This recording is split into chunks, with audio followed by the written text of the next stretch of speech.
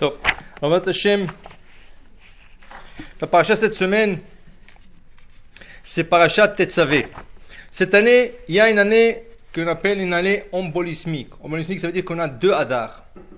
Normalement, cette semaine aurait dû être le Yortzeit, la date du décès de Moshe Rabbeinu. Cette semaine. Mais comme on a 2 Adar, le premier et le deuxième, alors ça va être repoussé pour le mois prochain. Il serait que cette paracha, elle vient toujours, Parashat Tetzavé, notre paracha cette semaine, elle vient toujours dans la date du décès de Moshe Rabbeinu. C'est toujours dans le mois de Hadar, et toujours le 7 Hadar, le mois de son décès, tombe dans la semaine de cette paracha. Maintenant, ce qui est particulier dans cette paracha, c'est la seule paracha dans toute la Torah, depuis le début du 2e livre, qui est le livre de Shemot, jusqu'à la fin du 5e livre, qui est le livre de Devarim, Parashat Vezot HaBeracha, dernière paracha de la Torah, c'est la seule paracha qui ne mentionne pas le nom de Moshe Rabbeinu. Depuis la naissance de Moshe Rabbeinu jusqu'à la fin du livre de la Torah, il est toujours mentionné. Il n'y a pas une paracha où il n'est pas mentionné au moins 10 fois, et plus. C'est la seule et unique où il n'est pas mentionné. Il y a beaucoup de raisons qui ont été données. La plus courte que je peux vous donner comme ça, c'est pas le sujet de ce cours ce soir. C'est parce que ça tombe dans la semaine de décès de Moshe Rabbeinu, on n'a pas besoin de le mentionner. Automatiquement, on se rappelle de lui. Et la raison pourquoi il fallait l'enlever de cette paracha, car quand il y avait la faute du Vaudor, qu'on va lire dans 2 semaines, Bezrat Hashem, là-bas, c'est écrit que Moshe, quand il plaide et il prie pour le peuple d'Israël, il dit à Hachem une condition: si tu pardonnes pas, tu m'effaces de ton livre. Or, qu'Akadosh Baruch Hu, quand il parle à Tzadikim, même la condition devient un fait accompli. Alors le fait qu'il a dit: si vous allez pas effacer cette faute, effacez-moi de votre livre, Akadosh Baruch Hu a dit: bon, je suis obligé d'accomplir un peu de cette condition que tu as posée. Alors au moins une paracha de la Torah, tu ne seras pas mentionné, et ça va être la paracha Tetzavé, ou la paracha de son décès. Et de toute manière, il y en a qui fêtent le jour du décès de Moshe Rabbeinu. C'est une fête pour la Chevra Kadisha. Le gens de la Chevra Kadisha, c'est une fête pour eux. Pourquoi? Parce qu'à l'époque de Moshe Rabbeinu, le jour de son décès, il n'y avait aucun mort dans le monde.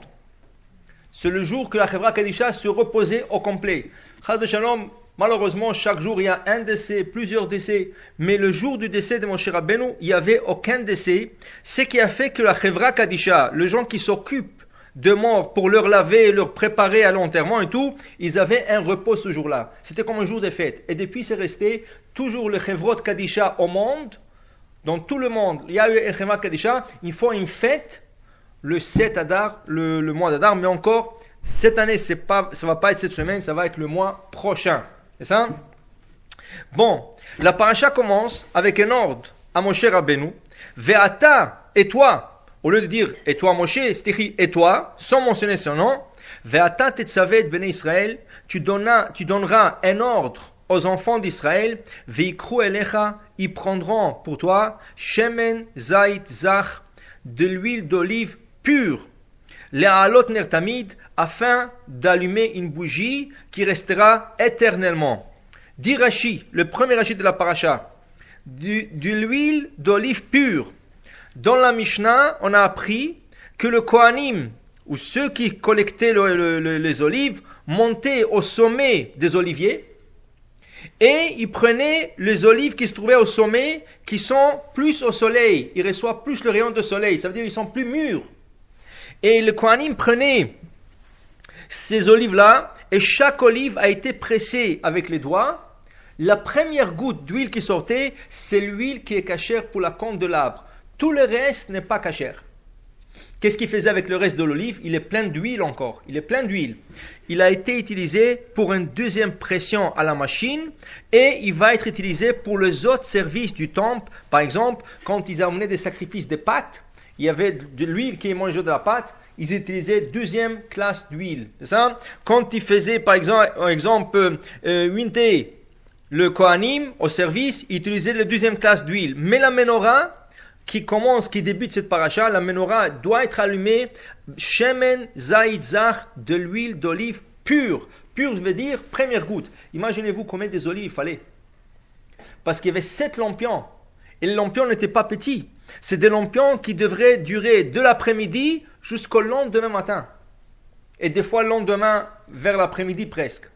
Alors, c'est beaucoup de l'huile. Et combien des olives il fallait presser, mais c'était la condition. La menorah s'allume avec de l'huile d'olive pure. Maintenant, le Midrash, cette semaine, se pose une question. Pourquoi l'huile d'olive? Il y a des autres huiles. Il y a plein d'huiles. Huile de coton, huile de sésame, il y a huile de végétale. Vous allez au marché, et quand vous allez sur les étagères d'huile, il y a plein d'huiles. Alors vous allez dire peut-être l'huile d'olive c'est le plus clair. Mais on voit que les autres ils sont aussi clairs. C'est pas le seul qui est clair. Et en plus de ça, dans le Talmud, il est écrit qu'Akadosh Baruch Hu ne voulait pas utiliser une matière de combustion dans le temple qu'on peut utiliser pour des autres choses. Par exemple, on n'utilisera pas de bois pour alimenter le feu des sacrifices, de bois qui provient des arbres fruitiers. Pourquoi? Parce que si on coupe les arbres fruitiers, il n'y aura pas de fruits. Alors on utilisera d'abord des arbres qui ne sont pas fruitiers. Or voilà qu'ici, tu es en train d'utiliser des olives. Et combien des olives? Il fallait des tonnes des olives. Vous voyez bien que combien pour presser, pour avoir une goutte d'olive, alors combien d'huile il fallait presser? Alors ça fait, peut-être ça aurait fait un manque des oliviers en Israël. Vous savez qu'aujourd'hui, en Israël, c'est la mode. Les gens construisent des maisons et ils plantent des oliviers chez eux à la maison. Ça coûte $3,000 l'arbre. $3,000 l'arbre. Et j'ai vu des gens, ils construisent des maisons parce qu'il est beau. L'olivier, il est beau. Il n'est pas un grand arbre. Il a une couleur un peu verte, comment on appelle ça? Grise. C'est un peu gris. C'est très beau. Mais pour vous dire, ça coûte cher. Pourquoi? Parce que s'il y aura un manque d'olivier, ça fait monter le prix d'arbre. Alors combien des oliviers? C'est vrai qu'il y a en Israël une montagne qui s'appelle le mont d'Olivier. C'est ça? Il y avait, mais pourquoi utiliser l'olive? On aurait pu utiliser n'importe quel autre arbre, ou pas du tout un arbre, pas un arbre fruitier. Alors voilà 2 réponses à cela. On va donner une première réponse, ensuite on va donner une deuxième réponse. C'est écrit dans le Midrash, dans la paracha de cette paracha, dans le Tanhuma, il écrit comme ça. Il dit pourquoi on a utilisé l'huile d'olive pour la candélabre, éclairer la menorah, parce que l'huile d'olive a éclairé le monde après le déluge. Veut dire, quand Noach est resté 1 an dans l'arche, quand il est sorti, avant de sortir, il a envoyé le corbeau qui ne voulait pas aller. Ensuite, il a envoyé les colombes. 3 fois, il a envoyé. La 3e fois, la 2e fois, quand elle est revenue, la colombe, elle lui a emmené une branche d'olivier. Cette branche, apparemment, cette branche, elle a éclairé le monde. Et ça, c'est grâce à ça qu'on a eu les olives. À cause qu'on a éclairé le monde avec cette branche d'olivier qu'a emmené la colombe, dit le Midrash, Akadosh Baruch Hu a donné la chance aux oliviers d'éclairer le monde dans le Beth Amikdash. Maintenant, il dit ici que pourquoi il a emmené l'olivier? Pourquoi il n'a pas emmené un autre arbre? Et d'où il a emmené cet olivier? Le monde a été inondé. Alors, où est-ce qu'il y avait des arbres? C'est impossible qu'il y avait des arbres. Bon, alors on va expliquer. C'est écrit que la raison qu'il a emmené l'olivier, parce qu'apparemment, il y a 2 arbres dans la nature qui ne reçoivent pas des greffes. On ne peut pas les greffer. C'est l'olivier et c'est la vigne. On ne peut pas greffer de la vigne. On peut greffer n'importe quel autre arbre. Par exemple, vous avez les nectarines. Le nectarine, c'est greffé. Vous avez le kiwi, c'est greffé. Le mandarine, plein de fruits aujourd'hui sur le marché sont greffés. Même apparemment l'orange, il est greffé. D'ailleurs, l'orange en hébreu, on l'appelle tapuach za'av, la pomme dorée. Alors apparemment, c'est un mélange d'une pomme avec quelque chose d'autre. Et plein même s'ils ne sont pas greffés, tout arbre, si on veut le greffer, il est possible de le faire. L'olivier, vous ne pouvez pas. La vigne, vous ne pouvez pas.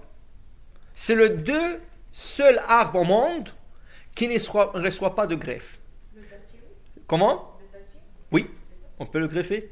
Ça, on peut le greffer. D'ailleurs, j'ai vu au Mexique, je me rappelle. Oui, au Mexique, il y a un fruit qui s'appelle jicama. Et la jicama, vous la goûtez, c'est un grand fruit comme ça. Il est couleur orange brun, plus vers le brun. Et quand vous le goûtez, vous goûtez une date. C'est carrément une date. On dirait une grosse date, comme ça. Tous les arbres peuvent être greffés, sauf l'olivier et la vigne. D'ailleurs, David Amelech, dans le Tehillim, quand il veut décrire la femme et les enfants, comment il dit David Amelech? Eshtecha kegefen poria. Ta femme est comme une vigne fraîche. Banecha, tes enfants, keshtile zetim. Ils sont comme les plantes des oliviers. Pourquoi David Amelech a comparé la femme à une vigne et les enfants aux oliviers? Alors il y a une belle explication qui dit la femme est comme un raisin. Et ce serait bien que vous le dites à vos maris pourquoi David Amelech l'a dit. Il dit la femme c'est un raisin. Les raisins, n'importe quoi que vous faites avec, ils sont bons. Vous mangez les raisins comme tels, frais, ils sont bons. Vous pressez le raisin, vous avez du vin, c'est bon. Vous séchez les raisins, vous avez les raisins secs, c'est bon.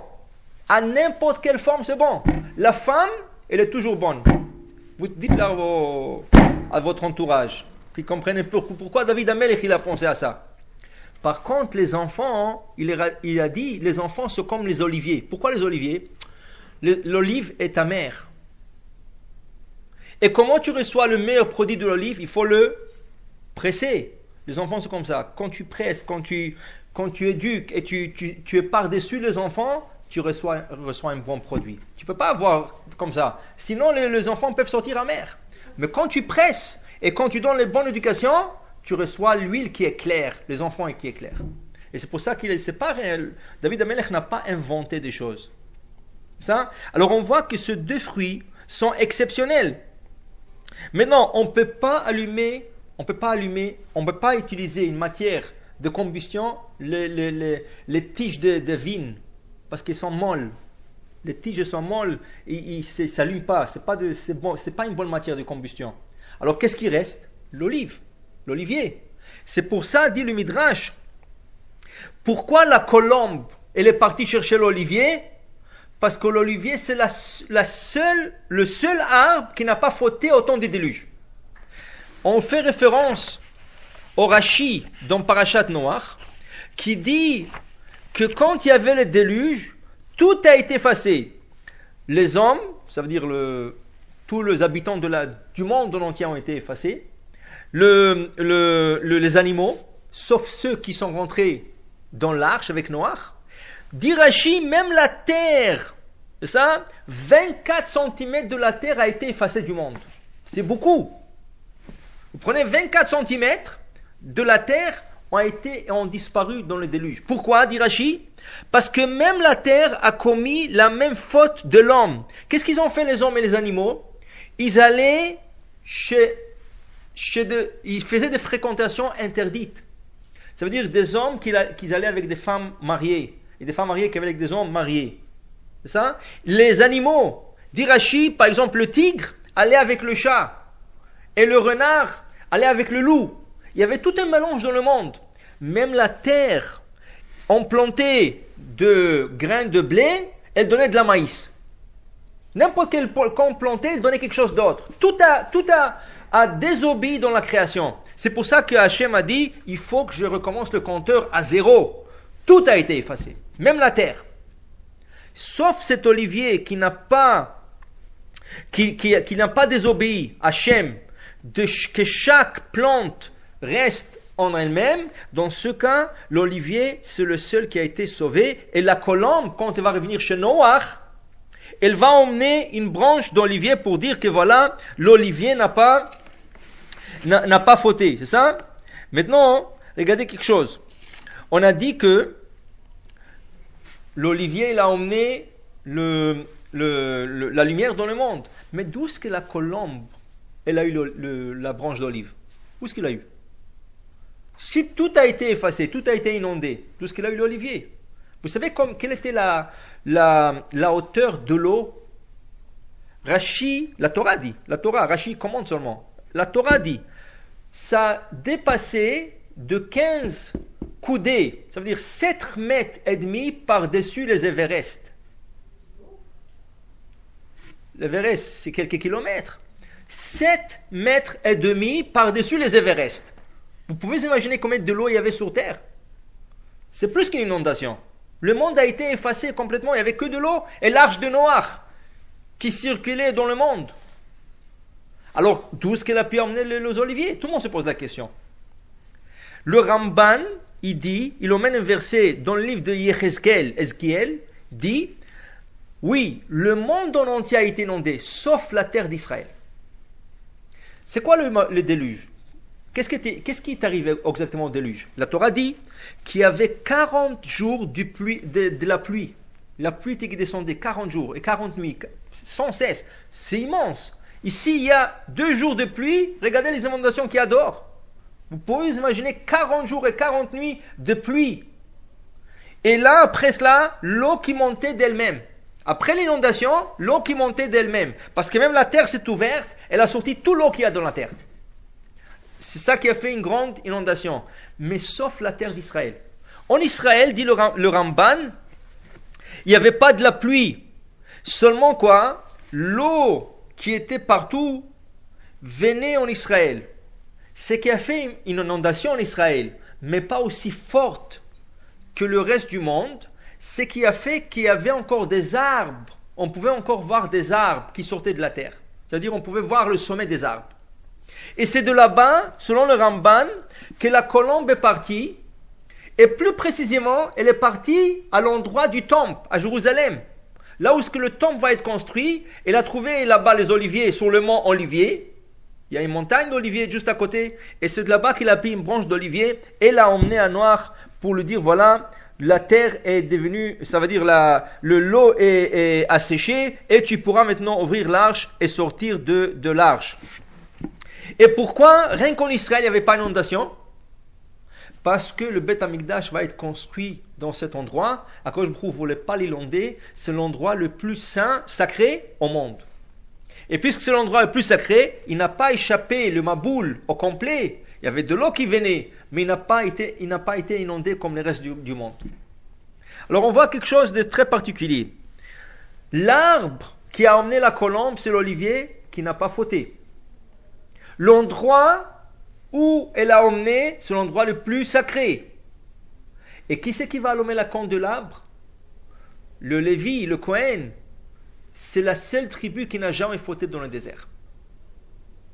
On trouve que toutes les tribus, chaque fois qu'il y avait un problème, toutes les tribus ont participé directement ou indirectement. Shimon, Reuven, tout. Lévi, c'est la seule tribu qui était loyale à Akadosh Baruch Hu. Quand on voit la faute du veau d'or, c'est la seule tribu qui n'a pas participé du tout, aucun. Et quand Moshe descend et il dit qui c'est qui veut faire une revanche pour Hachem, c'est eux qui sont présentés. Et c'est pour cela ils ont remplacé le premier-né. Le service du temple a dû être fait par le premier-né. C'est pour ça qu'on sanctifie. Le premier-né sont sanctifiés. Dès la naissance, ils sont sanctifiés. Il faut racheter cette sainteté. Comment est-ce qu'on fait? Le parent donne 5 pièces en argent au Cohen et le Cohen rachète la sainteté de ce bébé. Sinon, le premier-né est sacré. Alors, on remplace. Pourquoi?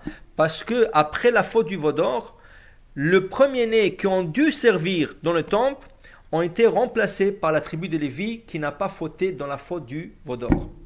C'est la seule tribu, dit Rashi, qui se circoncis durant 40 ans dans le désert. Israël, le peuple d'Israël ne s'est pas circoncis durant l'esclavage en Égypte. Pourquoi? Parce qu'ils étaient asservis, ils pouvaient pas de la beurre et tout ça de circoncire, et il n'y avait pas de circoncision. Ils sont tous circoncis la veille de la sortie. La veille de leur sortie d'Égypte, il fallait se circoncire. Le sang qu'ils ont ramassé de la circoncision, mélangé avec le sang du sacrifice de Pessah, ils ont mélangé les deux sangs, ils ont teinturé les montants de maison. Mais il fallait se circoncire. Pourquoi? Parce qu'un non-circoncis n'a pas le droit de consommer le sacrifice pascal. Il n'a pas le droit de le manger. On ne peut pas manger le sacrifice pascal si quelqu'un n'est pas circoncis. Alors il fallait se circoncire. Une fois circoncis, cette génération est circoncis, en sortant dans le désert, ils ne sont plus circoncis. Ils n'ont plus fait la circoncision. 40 ans. 40 ans comme ça. Ce qui fait que Pessah qu'ils ont fait en Égypte, ça va être le dernier Pessah pour 40 ans. La prochaine fois qu'ils vont se circoncire, manger le sacrifice pascal, c'est Yoshua bin Nun, juste avant la traversée du Jourdain. Juste avant de traverser le Jourdain, à quoi je vous dis à Yoshua, stop. Où tu veux rentrer tout ce peuple? Tu veux me rentrer des gens non circoncis dans la terre d'Israël? C'est une terre sainte. Tu ne veux pas rentrer ces gens-là. S'ils veulent rentrer, il faut que tu le circoncis. Et là, il fallait circoncire tout un peuple. Et toutes les prépuces que Yoshua a coupées, il a fait comme un monticule. Et là, c'est de la chair. C'est le désert. Avec la chaleur du soleil, avec la chair qui a pourri, ça a dégagé un peu une odeur pas agréable. Mais c'est écrit qu'Akadosh Baruch Hu a accepté cette odeur comme un sacrifice. Ça, c'est une des raisons. Pourquoi quand il y a une brite, après avoir coupé la brite, on fait la bénédiction du bébé avec un verre de vin, on prend aussi ici ils ont la coutume de prendre de fleurs de rose séchées, c'est ça? Pourquoi on sent le bessamim? C'est pas samedi soir. Pourquoi on sent? Pour se rappeler de cette monticule des prépuces qui a fait Yoshua, qui a circoncis tous les juifs juste avant de rentrer en Israël. Ça veut dire 40 ans, personne ne s'est circoncis, sauf la tribu de Lévi. C'était la seule tribu que durant 40 ans se circoncis. Mais pourquoi les autres ne sont pas circoncis? Ils avaient une raison valable. La raison est un bébé. Une fois circoncis, on ne peut pas le déplacer 3 jours. 3 jours, il doit se reposer. On ne peut pas aller, je dois aller chez ma mère. D'ailleurs, il y a une coutume, quelqu'un m'a posé la question, il y a une coutume, quand il y a un bébé qui naît, on essaye de ne pas le sortir de la maison 40 jours. On essaye de ne pas le sortir. Maintenant, s'il y a une obligation, il vaut mieux sortir le jour et pas la nuit. Dernièrement, j'ai lu un article que même la science, la médecine, est en train d'approuver cette coutume. Pourquoi? Ils disent que le bébé qui naît jusqu'à 40 jours, son système immunitaire est faible. Ça lui prend 40 jours pour bâtir son système immunitaire. Alors le coutume des fois, c'est pas de la blague. Le coutume des fois, c'est quelque chose de après prouvé par la science elle-même. On ne se base jamais sur la science. Mais pour vous dire, voilà, s'il y a des gens qui doutent de nos coutumes, ça veut dire le coutume d'Am Israël, après, ils trouvent, voilà, une preuve que c'est une raison. Ça, c'est pour le 40 jours. Mais le 3 premiers jours, ça, c'est vraiment le bébé, on n'a pas le droit de le bouger, de le prendre trop. Il faut le laisser se reposer le plus possible. Pourquoi? Parce qu'il est en train de récupérer. Ça lui prend minimum 3 jours. Et le 3e jour, c'est le plus important. Qui doit ça lui fait plus de mal quand il récupère. Alors, Am Israël, ils se sont dit, si on se circoncis dans le désert, ils ne savaient pas quand ils allaient voyager. 40 ans, ils étaient nomades. Durant 40 ans, ils ont voyagé dans le désert. Maintenant, il y a des endroits où ils ont stationné 1 an. Il y a un endroit où ils ont stationné 19 ans. Mais il y a des endroits où ils ont stationné 1 jour. Vous pouvez imaginer un camp de 3 millions de personnes qui se déplacent. Ils arrivent à un endroit, Hachem envoie le nuage il leur dit, vous stationnez ici. Ils sont tous en train de monter des tentes. C'est pas facile, ça prend 1 ou 2 heures pour monter toute une tente, une grande tente, solide, pour entrer toute la famille, installer le bétail, installer tout. Le lendemain, ils reçoivent un ordre, le nuage se lève et ils commencent à voyager. Tout le monde doit suivre. Alors ils ont dit, comment est-ce possible de circoncire le bébé dans le désert s'il reçoit dans les 3 jours après la circoncision et la Brit Mila, Bli Ayin Hara, c'est pas une ou deux. 3 millions de personnes, il y a chaque jour au moins 10 brites, minimum. Si pas plus. Alors, dès qu'ils reçoivent l'ordre de se déplacer, qu'est-ce qu'ils vont dire? Non, mon bébé vient circoncire hier ou avant-hier, je ne peux pas le déplacer. Ils ne peuvent pas. Ils ont décidé, question de danger, de ne pas déplacer les bébés. D'ailleurs, on a un exemple comme ça dans la Torah. Moshe Rabbeinu lui-même, il n'a pas circoncis son fils. Pourquoi? Dès qu'il a eu l'ordre d'aller en Égypte sauver ses frères, en Israël, il avait un fils qui s'appelait Eliezer, ou selon une autre version, Gershom. Mais il y en a qui disent que c'est Eliezer plutôt. Il n'a pas circoncis. Il n'a pas circoncis. Alors, en route, voilà, il a décidé de stationner. Et le temps qu'il stationne, il vient un serpent, il avale Moshe Rabbeinu.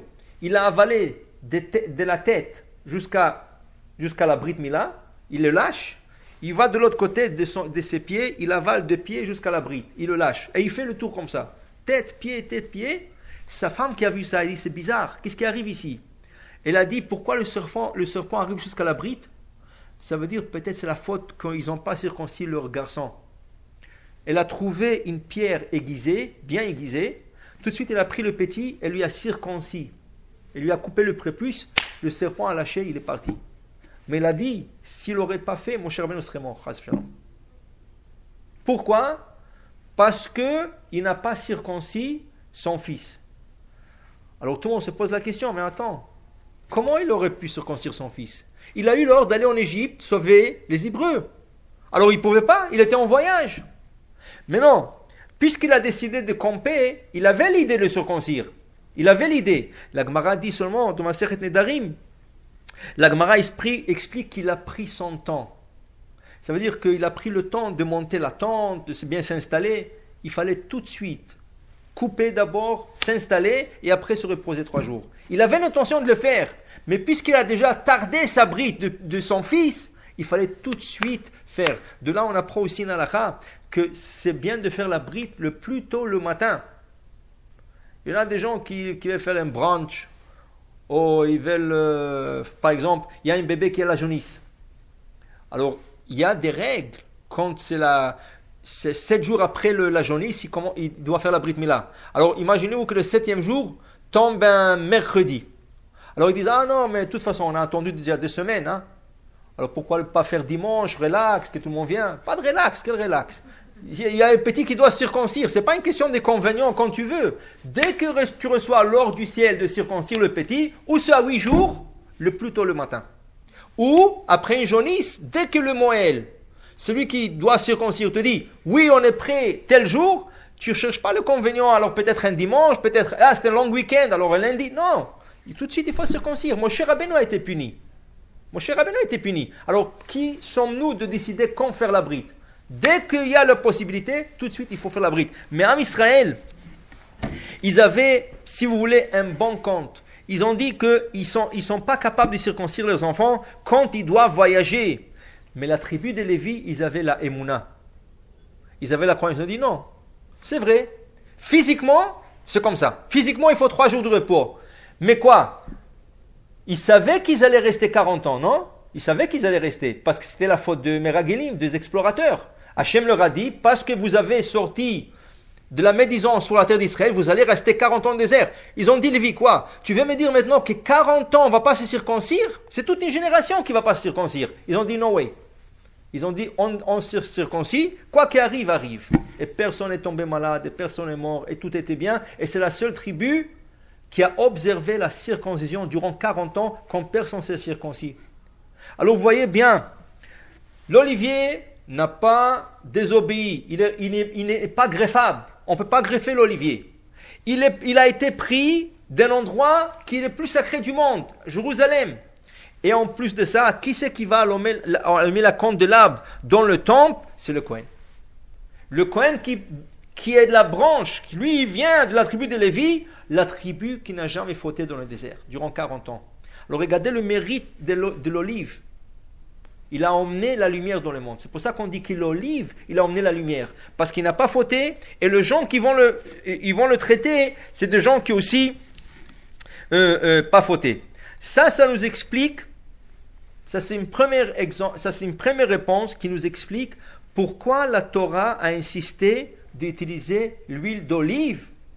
Or que l'olive, d'abord, est un arbre fruitier. Et on n'a jamais utilisé des arbres fruitiers pour le feu. Alors pourquoi pour la candelabre, c'est ça? Et en plus de ça, il y avait des autres olives qui éclairent aussi bien. La raison, l'olivier, c'est un arbre que depuis Noach, il n'a pas fauté, on lui a donné cette chance d'éclairer. Il a emmené l'éclairage dans le monde, on lui a donné la chance aussi d'éclairer dans le Beth Amikdash. Première réponse. Deuxième réponse, pourquoi on utilise l'olivier? C'est écrit, ça c'est le Rav de Ponovitch qui dit cette réponse, il dit comme ça, c'est écrit que Noach, quand il a fait rentrer tous les animaux dans l'arche sainte, son arche de Noach, Noach a dit que quand il va sortir, il n'y aura rien dans le monde.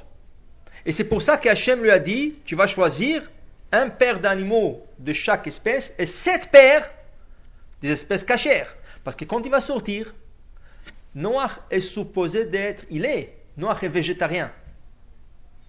Parce qu'Adam était végétarien. Akadosh Baruch Hu ne voulait pas qu'on mange la viande. Akadosh Baruch Hu voulait qu'on soit végétarien. Adam et Ève, qu'est-ce qu'ils ont mangé? Ils ont mangé que des fruits et des légumes, c'est tout. Il n'y avait pas d'autre chose. Ils ont mangé que ça. Il y avait des animaux, mais ils n'avaient pas le droit de manger. On a commencé à consommer la viande qu'après le déluge. Parce que quand Noach va sortir, il n'y aura rien dans le monde. Alors qu'est-ce qu'il va manger?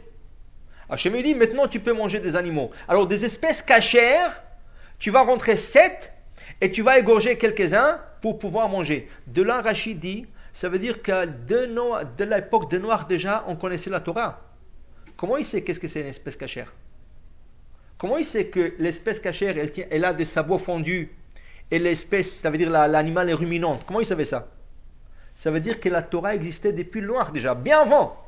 La Torah existait 940 générations avant la création de ce monde. Seulement, Akadosh Baruch Hu l'a pas donné dans ce monde jusqu'à Har Sinaï. Mais les patriarches, Adam connaissait la Torah, Noach connaissait la Torah, Avraham, Yitzhak et Yaakov connaissaient la Torah. Et Moshe va nous donner la Torah. Mais la Torah existait, c'était connu. Et c'est pour ça que quand il lui dit, tu vas prendre 7 paires d'espèces cachères, il savait exactement qu'est-ce que c'est une espèce cachère, il connaissait la Torah.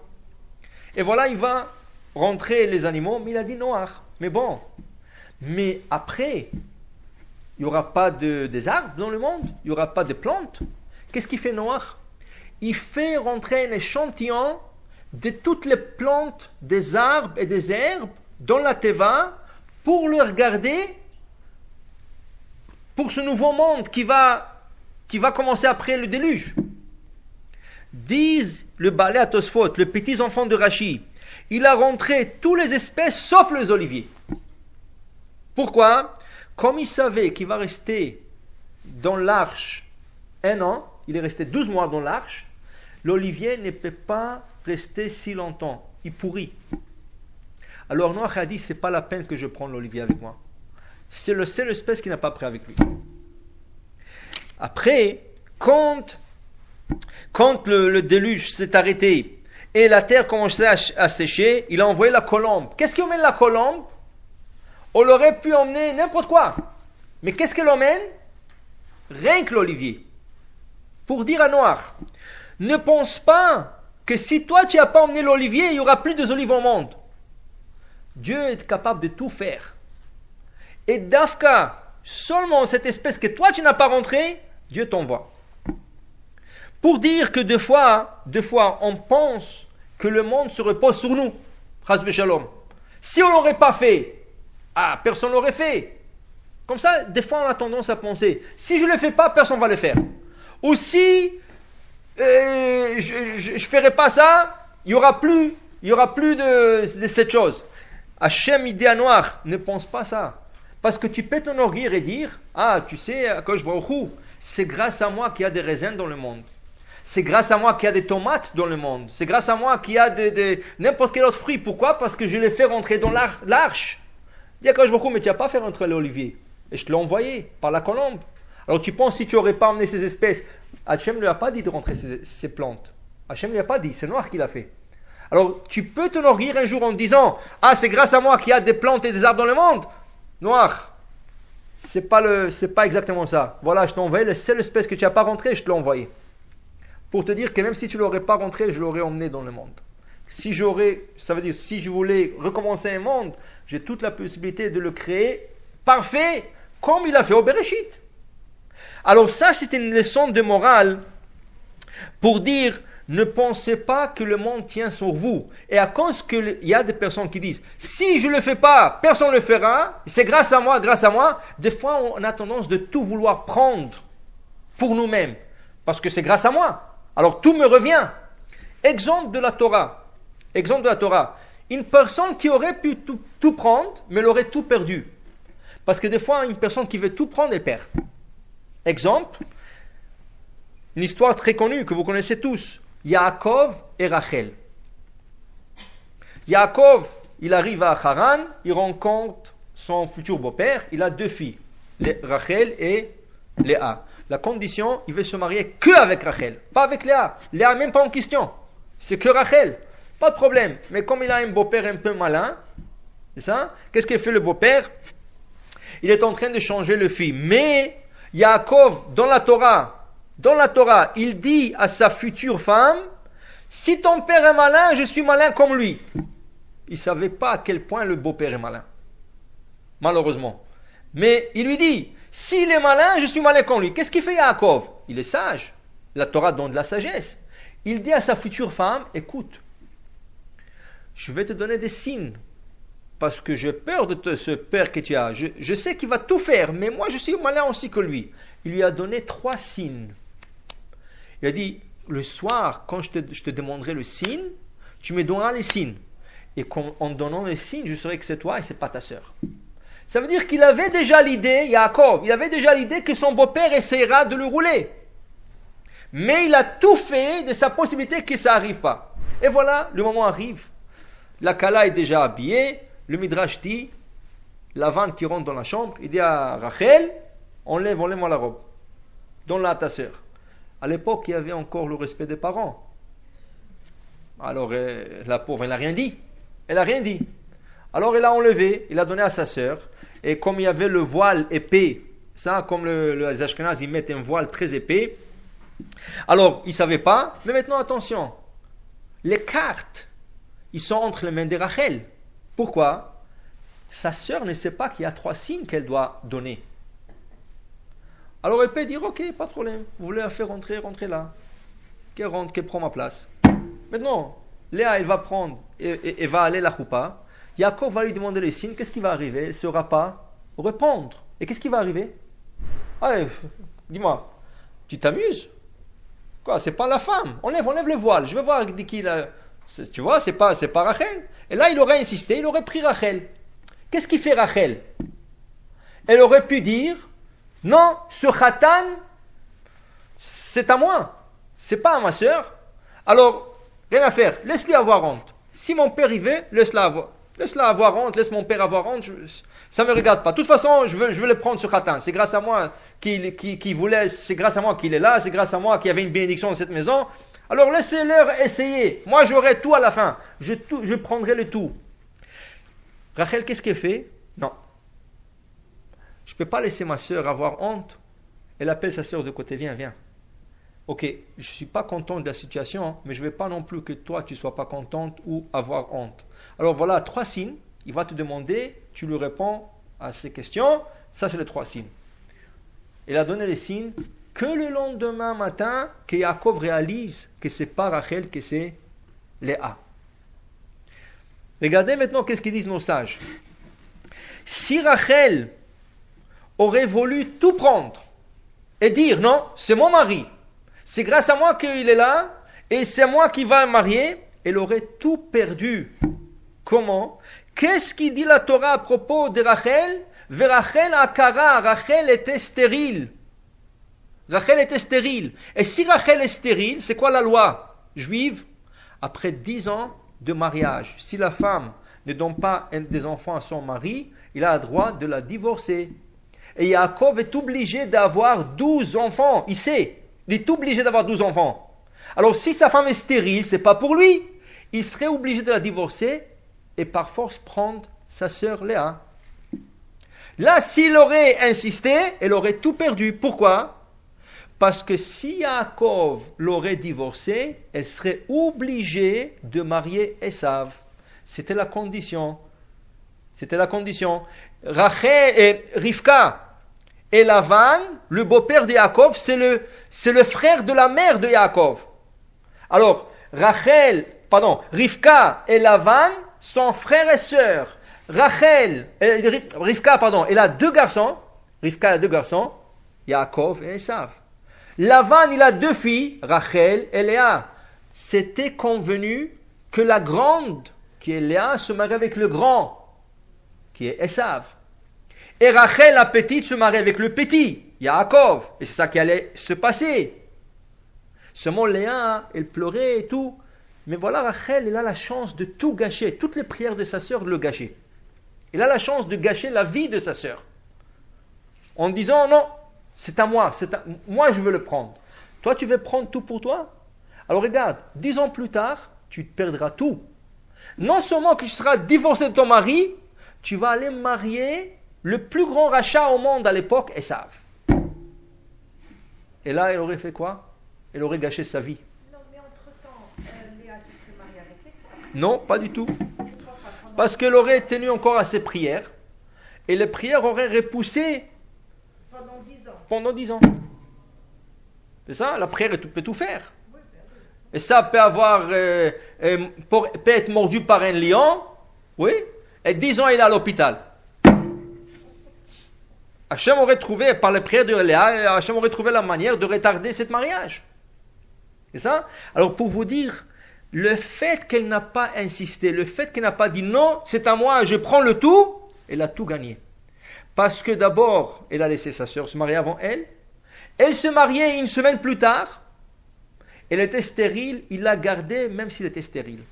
Et à la fin, elle a eu ses propres 2 enfants. Akadosh Baruch Hu a eu pitié sur elle. Pourquoi elle a eu pitié? Rashi ramène le Midrash.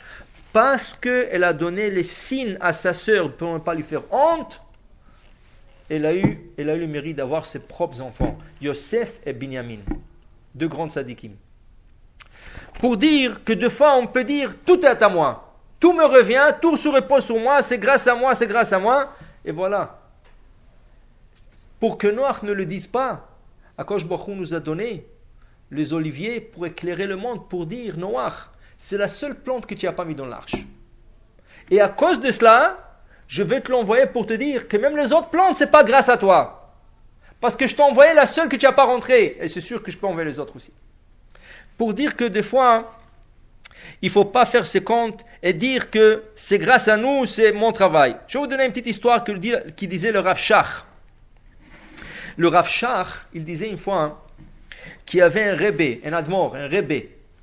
Et le Rebbe, il était de bonne humeur. Il a dit à ses chassidim, écoutez, que chacun va dans un coin et faites votre prière. Qu'est-ce que vous souhaitez, qu'est-ce que vous voulez d'Hachem? Qu'est-ce que Hachem peut vous donner? Faites votre prière. Une fois que vous avez terminé vos prières, revenez et je vais vous dire chacun qu'est-ce qu'Hachem a répondu sur votre prière. Waouh, c'est extraordinaire. Sur place, tu peux une prière et tu sais exactement qu'est-ce qu'Hachem répond. Alors tout de suite, chacun s'est mis d'un côté, au moins 1 heure, chacun prie Hachem. Il prie avec ferveur, avec des larmes, avec tout. Et voilà, on voyait déjà, lui il a fini. Alors le Rebbe a appelé le premier. Viens, toi je t'ai vu, tu as fini, viens. Alors l'autre il dit, oui, Rabbi, qu'est-ce qu'Hachem a dit en prière? Il dit, d'abord dis-moi, qu'est-ce qui était ta prière? Je vais te dire qu'est-ce qu'Hachem a répondu. Il dit, Rabbi, écoutez, j'ai dit Hachem, tu sais Hachem, si c'est possible, la santé c'est pas à 100%. Si tu peux m'envoyer une bonne santé pour que je puisse faire des autres choses, je suis limité un peu, alors il y a beaucoup de choses que je peux faire pour vous et je ne le fais pas. Si vous me donnez une bonne santé à 100%, je pourrais faire beaucoup plus. Et $1 million dans le compte en banque, ça ne va pas déranger. Je ne vais pas tout utiliser. Rien que les intérêts. Je vais rien que prendre les intérêts. le fait que j'ai 1 million dans le compte en banque, je serai tranquille. J'aurai pas à courir à gauche, à droite. Je peux rester toute la journée en kollel, étudier. Vous savez, je vais rester tard la nuit, étudier. Je vais donner la tzedaka. Je vais aider aux gens. Tout ce que je fais pas maintenant, je le ferai. Rien que donnez-moi la santé. Donnez-moi de l'argent. Et les enfants, qu'ils soient droits, qu'ils soient bien, qu'ils soient tranquilles, qu'ils me cassent pas la tête, chacun avec ses problèmes. Je vais avoir une vie plus tranquille. Comme ça, je peux vous servir plus. Je peux vous donner plus. Pourquoi je vous donne pas? Parce qu'à cause de ces problèmes, s'il vous plaît, Hachem, s'il vous plaît. Alors il dit, bon Rabbi, qu'est-ce que vous pensez à qu'Hachem a répondu à ça? Il dit, une réponse très claire. Il dit quoi? Il dit, Hachem t'a dit, ne fais pas de faveur, je te donne rien. Ça veut dire, tu entends des fois les gens dire, Bezrat Hachem, quand je vais galer 6,49, je vais donner Zdaka. Et pourquoi tu donnes pas maintenant? Non, ben, tu sais... Bezrat Hachem, si j'aurais une bonne parnassa, je viendrai à la prière chaque matin. Et pourquoi tu viens pas maintenant? Non, tu sais, ça veut dire quoi? On pense toujours, d'abord on veut être confortable, et ensuite on veut servir Hachem. C'est ça? On veut avoir tout le confort. Une fois qu'on sera confortable, tout est entre nos mains maintenant. Maintenant on peut faire. Mais c'est pas comme ça qu'Hachem veut. Hachem veut voir dans la difficulté comment tu te conduis. D'abord la difficulté. Ensuite, il va te donner. C'est comme le Yam Souf. Le Yam Souf, c'était quoi? Les Kriyat Yam Souf. Quand on lit dans la Torah des passages, c'est pas que l'histoire du passage, c'est la morale de l'histoire. Alors qu'est-ce qu'on lit? Le peuple d'Israël est sorti d'Égypte. 7 jours plus tard, ils sont devant une mer. Une mer qui ne s'est pas encore ouverte. Et là, les Égyptiens, ils sont juste en arrière avec des flèches, en train de leur jeter des flèches. Eux, ils sont devant la mer. Tout ce qu'ils ont à faire, c'est se jeter dans la mer. Mais là, personne ne veut sauter. Pourquoi? Ils ont dit, comment on va sauter? On va se noyer. C'est noyer. Alors, personne ne sait quoi faire. Tout le monde est en train de paniquer. Et là, Hachem donne ordre à Moshe, mais dis-leur de rentrer dans l'eau. Et eux répondent, comment on va rentrer dans l'eau? Il y a des femmes, il y a des enfants, il y a des bétails, on ne peut pas. Il y a un seul courageux. Un seul, Nachshon ben Aminadav. Il saute dans l'eau. Dès qu'il saute, il commence à marcher. C'est vrai, l'eau lui arrive jusqu'au nez, c'était le maximum. Il dit Hachem jusqu'à où? Et là, la mer s'est ouverte. Une fois que la mer s'est ouverte, tout le monde en passait. Mais il fallait un premier là. C'est pour ça que chaque fois qu'il y a un premier dans la Torah, quand il y a quelqu'un qui prend l'initiative de faire, on l'appelle Nachshon. Nachshon ben Aminadav. Pourquoi? Parce que cette histoire de la mer rouge, elle nous dit, il faut que tu ailles d'abord au bout. Pour donner la chance que le miracle arrive, pour donner la chance que Hachem te donne, qu'est-ce qu'il pense à te donner. Mais si tu veux d'abord que tout descend du ciel, et quand tu es bien confortable, là, tout est entre tes mains, là, tu peux faire, dit le Rav Shach, ça ne marche pas. Alors, dit le Rav Shach, c'est exactement ce qu'a dit le Rabbi à ses élèves. Vous pensez qu'après que tu auras le million, tu devras dans la tzedaka, tu pourras t'asseoir dans le collège. C'est pas là qu'il faut commencer. Il faut commencer dans la difficulté. Après, le temps aisé vont venir. Et c'est ça que Hachem dit, ne pensez pas que le monde repose sur vous. Ça veut dire que si tout va aller bien, voilà, c'est grâce à moi, je ferai. Commence d'abord à faire, et après on verra bien. Il dit ici que, peut-être ça c'est pourquoi on utilise l'huile pour éclairer. L'huile, c'est une matière d'éclairage. Shemen zayit zach la'alot ner tamid, pour éclairer. Pourquoi éclairer? Parce que des fois, on est dans l'obscurité. On n'arrive pas à voir les choses claires. Nous, qu'est-ce qu'on voit? On cherche la clarté. Mais la clarté, il faut la chercher dans l'obscurité. Quand il y a l'obscurité, c'est de l'obscurité, tu vois la clarté. Alors, ne cherche pas le confort, ne cherche pas la lumière avant que tu aies commencé un peu à chercher. Alors c'est Shemen zayit zach, l'huile d'olive pure pour éclairer. Éclairer quoi? Nous éclairer à nous que des fois on est dans le tort. On pense qu'on fait la bonne chose. Il y a des gens qui se plaignent. Comment moi je vais chaque jour à la prière, je fais ça. J'ai rien du tout de ça. Qui c'est qui a dit que tu as besoin d'avoir quelque chose? Et qui c'est qui te dit que tu fais la bonne chose? Qu'est-ce qui te dit que tu fais la bonne chose? Rien que pour vous dire, il y a des gens qui peuvent faire chaque jour la prière. Chaque jour, ils font la prière. Ils viennent à la synagogue 3 fois par jour. Le matin, l'après-midi, soir. Mais tu regardes le monsieur, il est toujours en retard. Toujours en retard. Pourquoi tu arrives? Tu viens, pourquoi tu arrives? Non, tu sais, je vais faire ça. Mais tu sais qu'avant la prière, On prend l'exemple le matin, tu as le droit de rien faire, rien du tout. Même pas, selon certains décisionnaires, même pas sortir les ordures. Ce lundi et jeudi, je ne sais pas quel jour, des fois mardi, mercredi, dépendamment du quartier, de rue, tu as besoin de sortir. Tu as oublié de le sortir la veille. Normalement, tu n'as pas le droit de sortir. Va à la prière, fais ta prière et tu le sors. Même pour les femmes? Non, les femmes non. Pour les hommes. Ça. Mais les femmes ne devraient pas sortir les ordures sur les hommes. Mais c'est l'homme oublié. Ah, il a oublié. Mais combien chaque lundi et jeudi, il oublie. C'est ça? Il y a quelqu'un qui m'a demandé une question très intéressante la semaine dernière. Très intéressante. J'ai commencé à rigoler. Je croyais qu'il rigole aussi. Il avait un problème. Et sa femme, ça lui a pris 2 mois, la pauvre. Elle a souffert. Elle seule. Elle a souffert. Elle a réglé le problème.